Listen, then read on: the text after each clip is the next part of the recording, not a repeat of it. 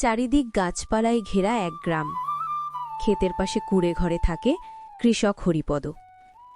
সংসারে স্ত্রী লক্ষ্মী, ছেলে গোপাল, মেয়ে রেণু আর বৃদ্ধ মা সুবর্ণা। দুর্গাপুজোর দিন যত কাছে আসে ততই শহরে আলো ঝলমলে আনন্দের খবর গ্রামে পৌঁছে যায়। কিন্তু হরিপদের ঘরে তখন ঘোর দুঃখ।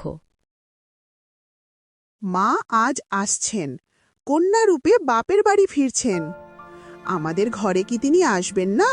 হরিপদ মাটিতে মাথা নিচু করে বসে। এসে কি হবে মা, ঘরে হাঁড়ি চড়ে না, ফসল নেই, টাকা নেই।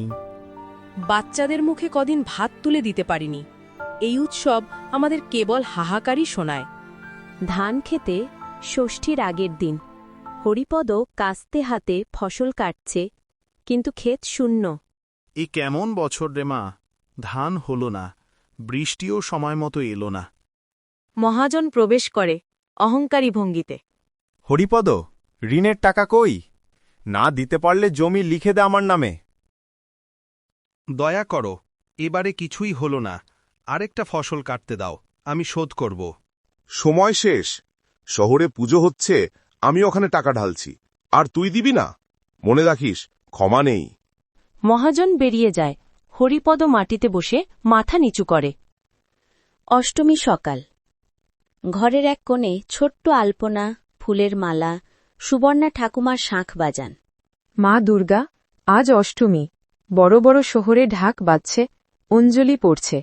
আমরা তোমাকে ফুল দিচ্ছি, আমাদের দুঃখটা দূর করো মা। রেণু ফুল হাতে দাঁড়িয়ে। চুপ কর রে রেণু, নতুন জামার স্বপ্ন দেখিস না। বাবার দিকে তাকিয়ে গোপাল। সবাই তো বলছে দুর্গামা অসুর বধ করেন।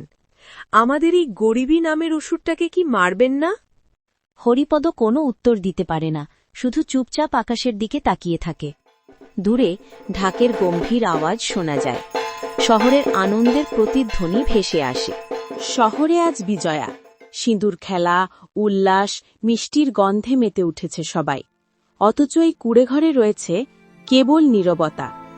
আজও চড়ল না হাড়ি। পুজোর দিনে সন্তানদের মুখে ভাত তুলে দিতে পারলাম না। মা, দুর্গামা কি কেবল ধনীদেরই ঘরে আসেন? গোপাল হতাশ গলায় বলে। আমাদের জন্য কি তার কোনো জায়গা নেই? হরিপদ আকাশের দিকে তাকিয়ে। মা, তুমি কি সত্যি সবার, না শুধু যাদের আলো আছে, যাদের টাকা আছে তাদেরই মা তুমি?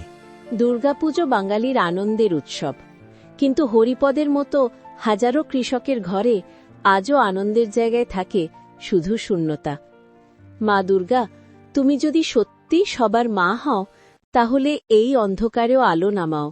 পুজো শেষ, শহরে আলো নিভেছে, আনন্দ শেষ হয়েছে, কিন্তু হরিপদের ঘরে দুঃখ অটুট। বিজয়ার সিঁদুরও মুছেলছে গরিবীর কান্নায়। লক্ষ্মী দীর্ঘশ্বাস ফেলে। হায় রে, আজও কিছু নেই হাড়িতে, ওই শুকনো শাকটাই ভরসা। মা, আমি কাল সোনালির বাড়ি গিয়েছিলাম। ওরা পুজোয় 3টে নতুন জামা পেয়েছে, আমি একটা পুরনো জামাও পাইনি। আমরা কি মানুষ না? কেন আমাদের সবসময় বঞ্চিত হতে হয়? হরিপদ চুপ করে থাকে, তারপর ভাঙা গলায় বলে। কারণ আমাদের ফসল নেই, টাকা নেই, এই দুঃখকে কেউ দেখে না রে। মহাজন প্রবেশ করে, হাতে খাতা আর কলম, মুখে তাচ্ছিল্য। কি হরিপদ, ভাবনা চিন্তা বাদ দে, ঋণের সময় শেষ, জমি লিখে দে আমার নামে। দয়া করো দাদা, আর একবার সুযোগ দাও, বাচ্চাদের মুখের দিকে তাকাও। আমি বাচ্চাদের পেট ভরাতে আসিনি, আমি আমার টাকা চাই, না হলে জমি গেল। আমরা কি ভিখারি? আমাদের ঘরটুকু কেড়ে নিও না।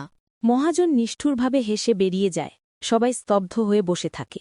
গ্রামের মানুষজন মিলে বসেছে, পঞ্চায়েত প্রধান মাঝখানে, হরিপদ পরিবারও আছে। আমাদের গ্রামে প্রতিবারই এমন অবস্থা। কৃষকরা ফসল ফলাতে পারে না, মহাজনের ঋণে ডুবে যায়। কবে এর শেষ হবে? আমরা শুনেছি শহরে সাংবাদিকরা আসবে। ওরা যদি এই খবর ছাপায়, তাহলে সরকার হয়তো দেখবে। সরকার আমাদের কবে দেখেছে? মাঠে হাড় ভাঙা খাটুনি করি আমরা, অথচ উৎসবের আনন্দ শুধু শহরের জন্য। মা দুর্গা যদি সত্যি মায়ের মতো হন, তবে একদিন না একদিন তিনি আমাদের কথাও শুনবেন। পরদিন একজন শহুরে সাংবাদিক আসে, হাতে ক্যামেরা আর খাতা। সে হরিপদের জমি দেখে অবাক হয়। এই জমি এত শুকনো কেন? সরকারি সেচ প্রকল্প তো আছে। কাগজে আছে, মাঠে নেই। আমাদের ভাগ্যে শুধু মরিচা ধরা বাসি। আপনাদের শহরে মা দুর্গার প্যান্ডেল কয়েক কোটি টাকায় হয়। এখানে মেয়েকে নতুন জামা দিতে পারিনি। এটা কি ন্যায়? আমি এই গল্পটা ছাপাব, সবাই জানুক কেমন দুঃখের মধ্যে বাঁচেন তোমরা। সন্ধ্যা নামছে, এক ধরনের আশা জাগানিয়া সুর। পরিবার একসঙ্গে বসে আছে। বাবা, যদি সবাই আমাদের কষ্টটা জানে তাহলে কি একদিন ভালো হবে? জানি না রে, তবে বিশ্বাস রাখতে হবে। মা দুর্গা যদি আসলেই অসুর বধ করেন, তবে এই অন্যায় নামক অসুরটাও একদিন মরবেই। মা পরের বছর যখন ফিরবে, আমাদের ঘরেও যেন আলো জ্বালো।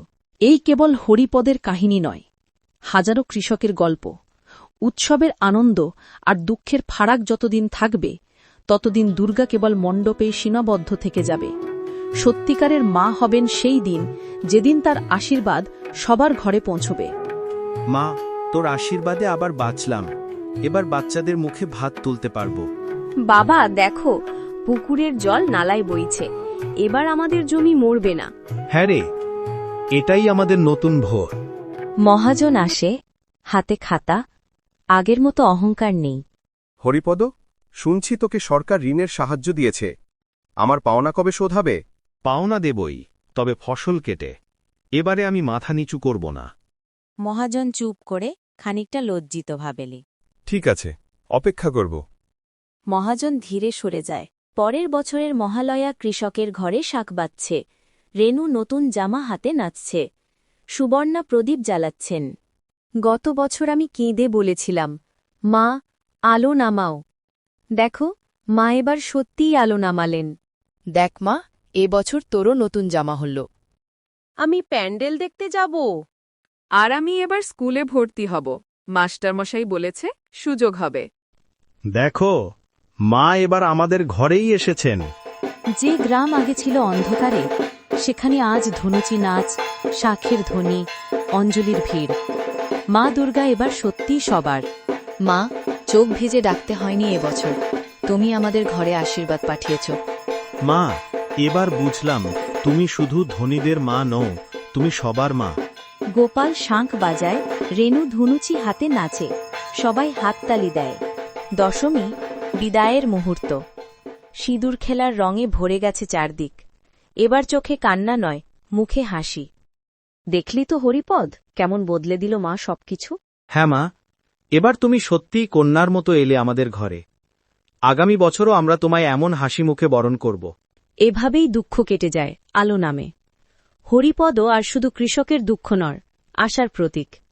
মা দুর্গা সত্যিই সবার মা, যদি মানুষ বিশ্বাস রাখে আর মানুষে মানুষে হাত বাড়ায়। আমাদের এই ভিডিওটি ভালো লাগলে লাইক, কমেন্ট, শেয়ার করতে ভুলবেন না। আর আমাদের এই চ্যানেলে আরও নতুন নতুন ভিডিও পেতে চ্যানেলটি সাবস্ক্রাইব করে বেল আইকনটি প্রেস করে আমাদের পাশে থাকুন।